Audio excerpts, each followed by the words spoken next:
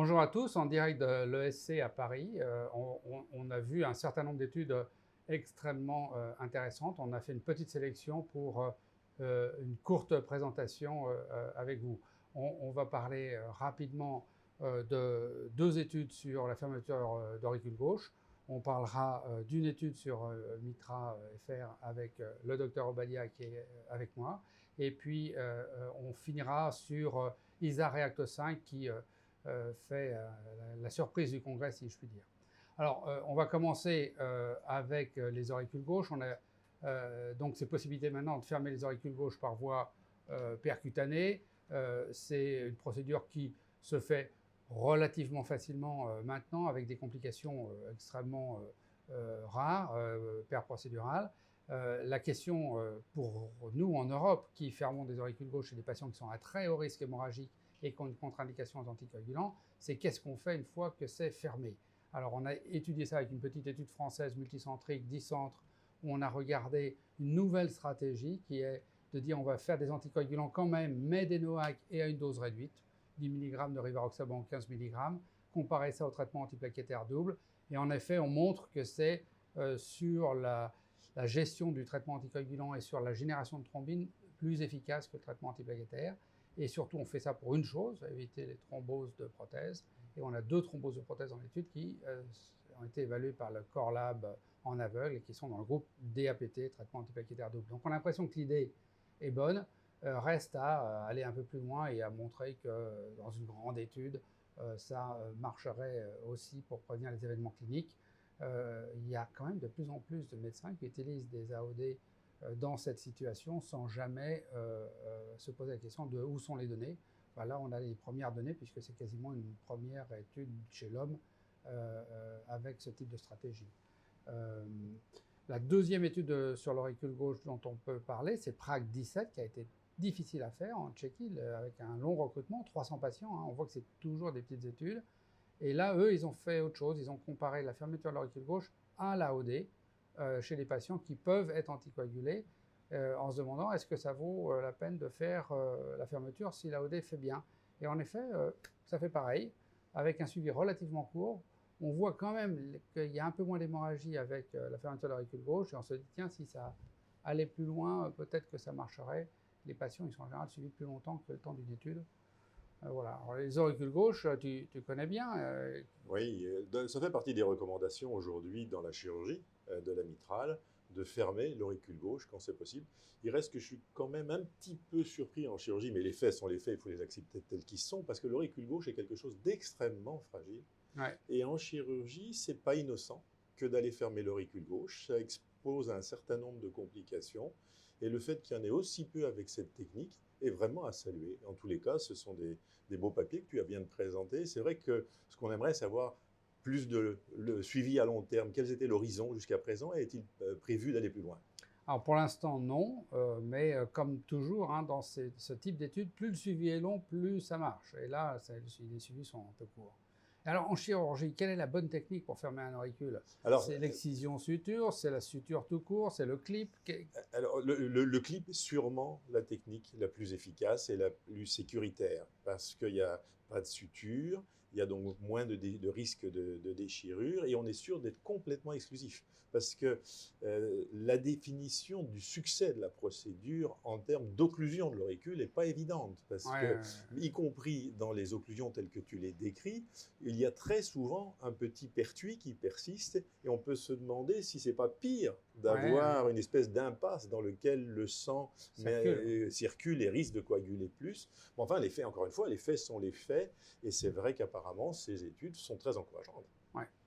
Alors Mitra FR, Alors, dis-nous. Mitra FR, donc cette année, nous avons présenté la mise à jour des résultats. L'an dernier, les résultats étaient neutres, pas de différence entre un groupe d'insuffisants cardiaques avec insuffisance mitrale secondaire, résistant au traitement médical bien conduit, ayant eu toutes les thérapeutiques, incluant la resynchronisation, les revascularisations, etc., pendant au moins 3 mois.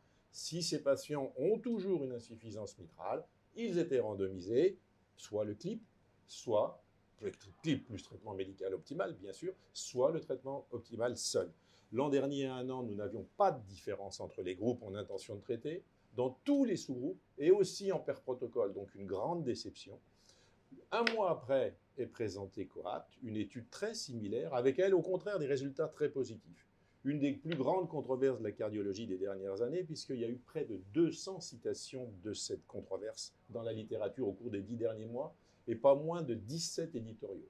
Donc l'actualisation à 2 ans était attendue, puisque dans MITRA-FR, nous n'avions qu'1 an de suivi, et dans COAPT, il y avait 2 ans de suivi.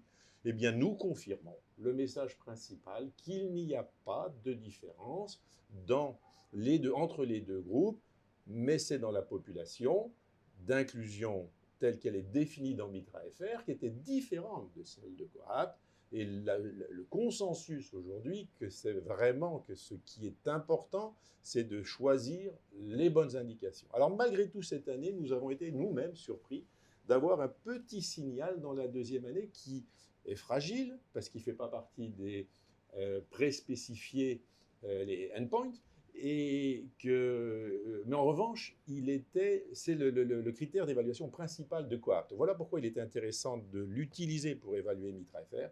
Et effectivement, au cours de la 2e année, nous avons moins de réhospitalisation pour insuffisance cardiaque dans le groupe qui a eu un MitraClip et donc une correction de cette fuite de l'IM secondaire. Donc c'est quand même un élément qui est un signal, il est fragile, mais il est à considérer et il va vers une réconciliation. Alors la bonne nouvelle, c'est que plutôt que d'opposer ces deux techniques, très vraisemblablement MITRA-FR avait des patients trop sévères, des fuites pas assez importantes et des ventricules trop dilatés, une population moins sensible à la correction de la fuite. COAPT, ils étaient très sélectionnés, donc une sous-population très spécifique.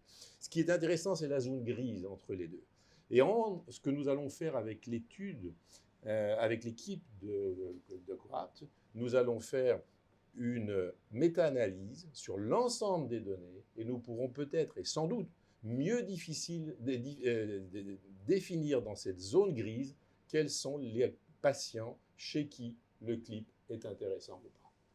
Tout est dans la sélection des patients. Absolument, sans oublier que la première ligne, c'est le traitement médical, c'est le message le plus important. Les deux études confirment que le traitement médical doit rester la base du traitement de l'insuffisance cardiaque. Ce n'est pas surprenant. Le danger, c'est que les deux équipes montrent que c'est une technique extrêmement sécuritaire. Ouais. Il ne faut pas avoir tendance à trop aller dans cette technique et oublier les fondamentaux qui sont le prérequis d'un traitement médical bien conduit.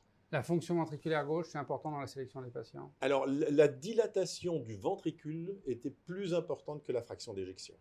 Donc, les paramètres, on a l'impression qu'il y a une dilatation au-delà de laquelle, finalement, voilà, c'est trop tard. Et probablement que c'est la population de ce groupe de patients pour lesquels il vaut mieux proposer transplantation, assistance ou aller vers d'autres techniques et pas avoir une surutilisation du clip. Actuellement, une espèce d'euphorie, probablement qu'on va un petit peu trop loin. Et c'est pour ça que MITRA-FR est important. Nous allons bien sûr continuer de suivre les patients dans MITRA-FR jusqu'à 5 ans et voir si cette différence qu'on commence de voir dans MITRA-FR se confirme en termes de réhospitalisation. Les réhospitalisations coûtent cher, il peut y avoir un bénéfice éventuellement économique de ce côté-là.